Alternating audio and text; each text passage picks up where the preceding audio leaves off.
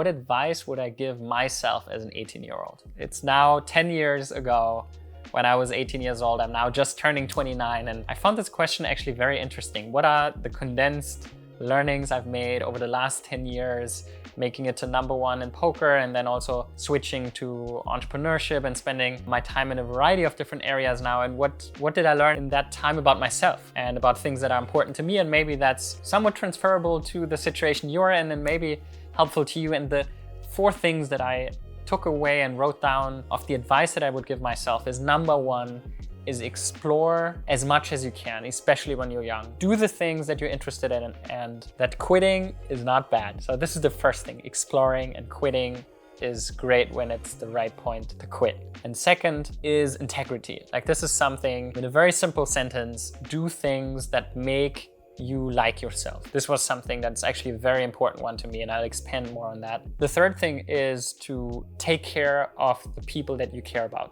This also sounds like a simple one, but that was very important to me. I will share more on what specifically I mean by that and how I did that and what has changed. And the fourth thing is to enjoy and do the things that I really like. And it's this phrase of like, do what you like, but actually in execution, to build my environment in a way where I will always do things that I maybe like a bit less or that are part of something, but building my environment in a way that I enjoy the things that I do. Those are the 4 things that I would say are very essential for me and made up a big shift in my personality over the few years. And I want to start with the first point, which is exploration. When I grew up, trying out things it had a specific twist to it. So you can do something new, but quitting after a few times was generally frowned upon. You quit, like you didn't follow through, you didn't have the endurance, like, oh, do it again, oh, you quit, like you failed, you didn't continue. That's the memory I have of my childhood of like trying something and then it's like, oh, you only went 3 times, like it could be a new sport or a club or a hobby or a music instrument or something like that. And that really stuck with me, where I was hesitant to try something new, and there was already this pre-notion of, oh, you're not gonna finish it. And that is something that I don't think it was a very conscious pressure from my surroundings. It's just a thing of like, I think ensuring that people stick to things and that there's a level of continuity. And I think there's something nice in that. But I think there's also, especially when you're young, something incredibly beautiful within trying out things to have the experience. Because especially when you haven't done many things, like I was 12 or 18, I haven't tried many things. I haven't seen many places. I haven't tried many hobbies. I didn't play many instruments. I just didn't see many things yet. And so I needed to see them first to kind of get an idea of what I like and what I don't like. And especially the things that I quit were very, very helpful for me to understand better what I like and what I enjoy and what I stick with. And I think the ratio of maybe sticking to 10% of the things, I think that's totally fine, because you get to know yourself better, and then later on you get to understand, oh, this is more my direction, and then you still keep on trying new things. And I think keeping that mindset of exploration and having a positive attitude toward exploration, that was something that has shifted in my last 10 years. And I would encourage my 18-year-old self to say, go for it. Like, try it out, it's amazing. Travel there, try something new, try it in a way where, you try it 3 hours, you try it 5 hours, you try it well. That's also something, give it all, but then you can decide, like, do I want to continue? Do I want to stop? The things that I love the most in my life, or where I built the most passion, were probably chess and poker, and both I did out of myself. Like, nobody drove me there, nobody cared. I was like, I like it, and then I did it for a few hours, and then I liked it more, and then I did it for dozens of hours, and then I liked it more, and then I did it for hundreds of hours, and you know the rest of the story. So exploration, I highly encourage it, because otherwise you get stuck with things you don't like that much, or you like okay. Because then you do something for 100 hours and you think it's all right, and then you don't try something new. There's no space for something new. So #1 advice I would give myself, my 18-year-old self, would be to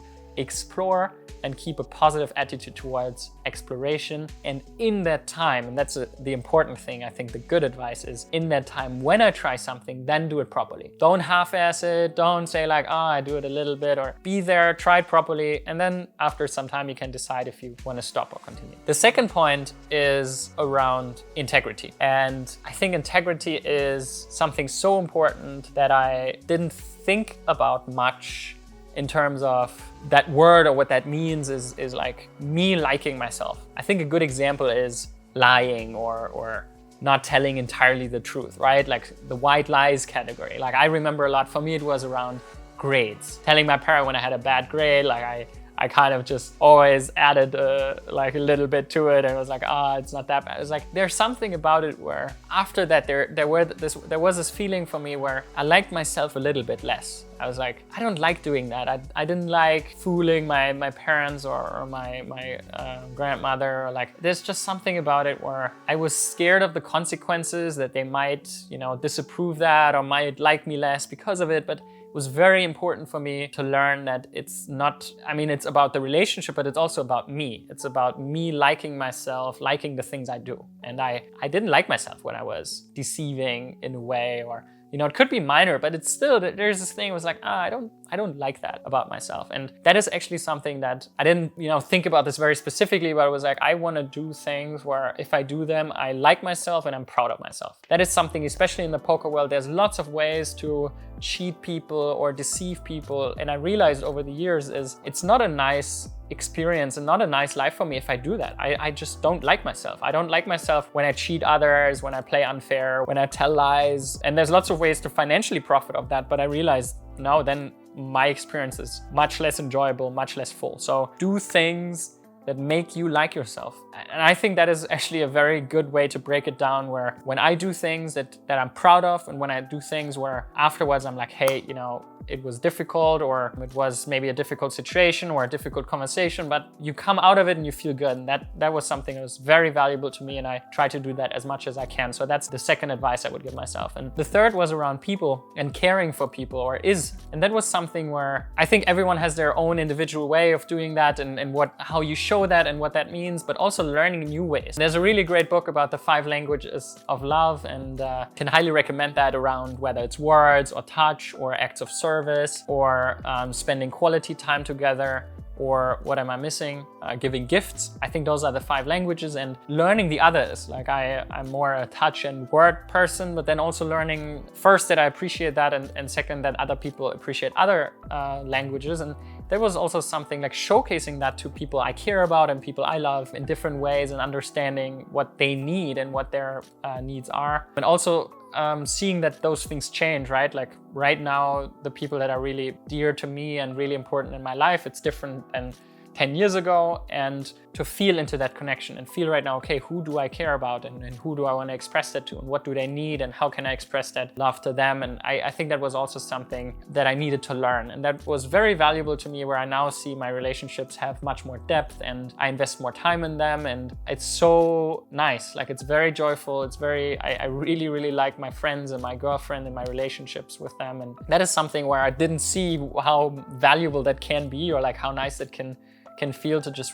feel really safe and really close. Second and third advice go really closely together there, but that's something I'm realizing basically every day now, is I want to invest more time into that, and that matters a lot. And I think I'm also learning every year more and more about that, of what that means and how meaningful that is. So that's the third thing, around taking care of the people that you really care about and that are close to you. That there's much more there. I think the younger you are, probably the more egocentric you are. I think that counts for me as well, and now that's expanding, and I'm learning that, and I think that's a learning I would pass forward to my 18-year-old self. And then the fourth learning that I would give as advice is around the joy. That's the last one, because I think it kind of goes through all the different areas, and I think it's something I'm doing very well already, but to just strengthen myself on that path, because back then when I was 18, it was a bit difficult for me to find that joy in certain things. Like, I was stuck in these thoughts of like, okay, I quit my studies and I tried to play poker, which I enjoyed, but the experience in large parts was rather miserable. Like, I didn't really talk with other people about it, and I felt like they're not supporting me that way, which wasn't that bad, but I also didn't talk about it. So it's like this two-side thing where I made things harder for me than I needed it to be, I think. And that, I think, is a very important learning, to see that I can shape that environment, and that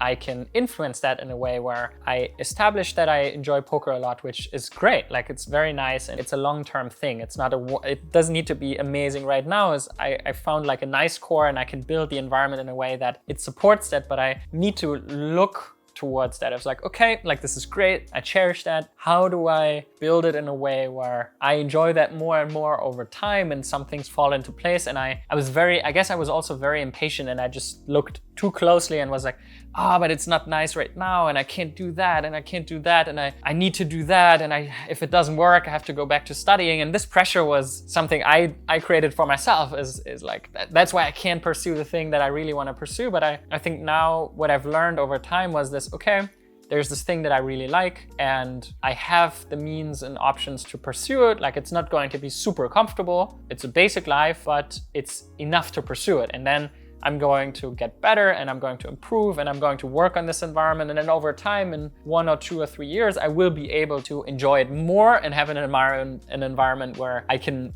do the thing that I established that I like in a better way, an increasingly better way. And that is something I didn't really think like that as an 18-year-old. I was more like, it's not working right now. I want it to work. And that, I guess, is something that changed a lot now, is when I established, I really enjoy this, and then I explore that, and then I continuously like it. So when you're in the same spot in your poker career and you're like, I really like that, I really enjoy that, and that is the crucial part of the advice, then focus on that and identify the things where, how can it be more joyful?